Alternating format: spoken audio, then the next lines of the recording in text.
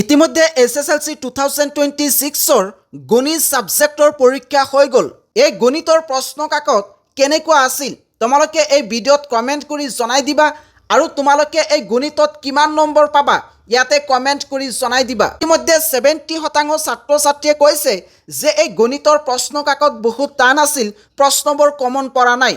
আৰু মাত্ৰ 30% ছাত্ৰ ছাত্ৰীয়ে কৈছে যে এই প্ৰশ্নবোৰ একেবাৰে সহজ হৈছে, ইজি হৈছে। অৰ্থাৎ এইসকল ছাত্ৰ ছাত্ৰীয়ে ষ্টাডি কৰি পৰীক্ষা দিবলৈ গৈছিল আৰু এই 70% ছাত্ৰ ছাত্ৰীয়ে কিন্তু ভালকৈ ষ্টাডি কৰা নাই, তেওঁলোকে কেৱল মাত্ৰ কমন প্ৰশ্নৰ পিছে দৌৰি ফুৰিছিল। যিকেই নহওক, যিসকল ছাত্ৰ ছাত্ৰীয়ে এই পৰীক্ষাত ভালদৰে লিখিব পৰা নাই তেওঁলোকৰ বাবে আহিছে এটা গুড নিউজ। প্ৰত্যেক বছৰ ছাত্ৰ ছাত্ৰীক গ্ৰেছ মাৰ্ক দিয়ে আৰু এই বছৰ কিন্তু এই গণিত ছাবজেক্টত তোমালোকক গ্ৰেছ মাৰ্ক দি উত্তীৰ্ণ কৰাই দিব। কিমান নম্বৰ গ্ৰেছ দিব পাৰে ইয়াতে প্ৰমাণৰ সৈতে দেখুৱাব বিচাৰিছোঁ। ইয়াক হৈছে যোৱা বছৰৰ এগৰাকী ছাত্ৰৰ মাৰ্কশ্বিট। ইয়াত তোমালোকে দেখিবলৈ পাবা, ইয়াক হৈছে মাৰ্কশ্বিট আৰু ইয়াতে লিখা আছে জেনেৰেল মেথমেটিক্স। এইগৰাকী ছাত্ৰই ইণ্টাৰনেল এছেছমেণ্টত 10ৰ ভিতৰত 9 নম্বৰ পাইছিলে। MCQ অৰ্থাৎ অবজেক্টিভ টাইপৰ প্ৰশ্নত 45ৰ ভিতৰত 60 নম্বৰ পাইছিলে। ইয়াতে কিন্তু এইগৰাকী ছাত্ৰই পাছ কৰিছে, কিন্তু এই ডেছক্ৰিপটিভ পাৰ্টত 45ৰ ভিতৰত মাত্ৰ 4 নম্বৰ পাইছিলে। আচলতে 14 নম্বৰ পালেহে উত্তীৰ্ণ হ'ব পাৰে, কিন্তু এইগৰাকী ছাত্ৰই কেৱল মাত্ৰ 4 নম্বৰ পাইছিলে। গতিকে এইগৰাকী ছাত্ৰই কিন্তু এই জেনেৰেল মেথমেটিক্স ছাবজেক্টত ফেইল কৰিছে। এই ছাত্ৰগৰাকীক আছাম ষ্টেট স্কুল এডুকেশ্যন বোৰ্ডে জেনেৰেল মেথমেটিক্স ছাবজেক্টত 10 গ্ৰেছ মাৰ্ক দি উত্তীৰ্ণ কৰাই দিছে। ইয়াক কিন্তু তোমালোকে লাইভ প্ৰুফ চাই লোৱা। এইগৰাকী ছাত্ৰক মেথমেটিক্স ছাবজেক্টত 10 গ্ৰেছ নম্বৰ দি উত্তীৰ্ণ কৰাই দিছে।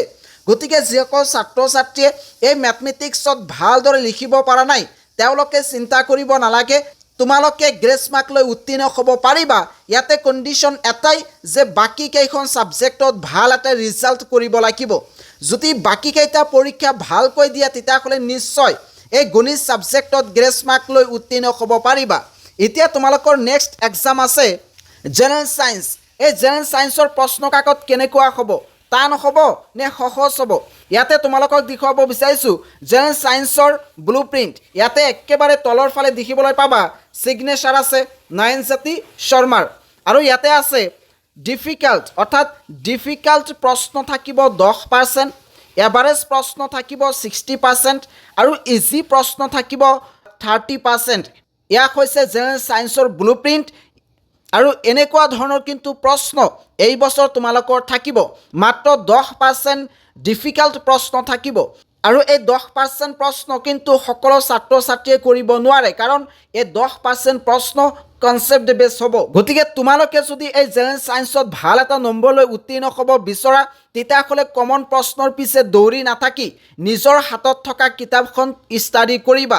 কিছুসংখ্যক ছাত্ৰ ছাত্ৰীয়ে কেৱল মাত্ৰ ইউটিউবত কমন প্ৰশ্ন বিচাৰি থাকে, নাইবা কিছুসংখ্যক টিচাৰৰ পৰা কমন প্ৰশ্ন বিচাৰি থাকে।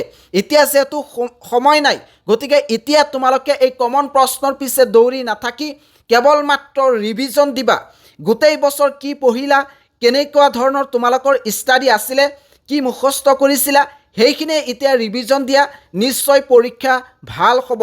আৰু এতিয়া যদি তোমালোকে ৰিভিজন নিদিয়া তেতিয়াহ'লে পৰীক্ষাত পাহৰি যাবা আৰু গোটেই বছৰ যি পঢ়িলা সেয়া বেকাৰ হ'ব। গতিকে এতিয়া কেৱল মাত্ৰ এটাই কাম, সেয়া হৈছে ৰিভিজন। এতিয়া কমন প্ৰশ্নৰ পিছে দৌৰি সময় নষ্ট নকৰিবা।